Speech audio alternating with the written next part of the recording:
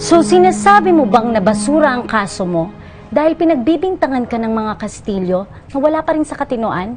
Tama ba? Oo. Nabaliw ako noon pero dahil yun sa ginawa sa akin ni Ronaldo Castillo. Muntik na niya akong gahasain at dahil sa kanya nalaglag yung baby ko. At para pagtakpan yung ginawa niyang yun, pinasunog pa niya ako. Yun po ang nangyari. Sabi nila, sinisiraan mo lang daw ang pamilya nila. Ano namang mapapala ko kapag ginawa ko yun?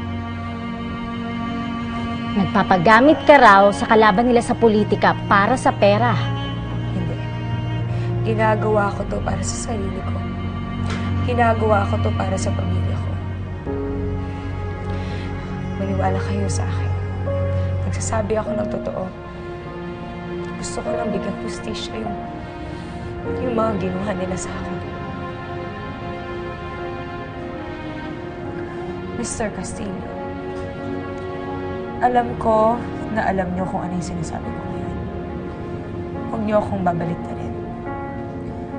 Huwag niyo ang gagamitan ng pera niyo para pagtakpan lahat ng kasalanan niyo. Pagbabayaran niyo lahat ng kasalanan niyo sa akin. Tandaan mo to, Mr. Castillo.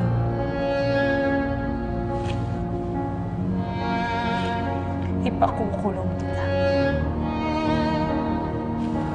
Ipakukulong kita.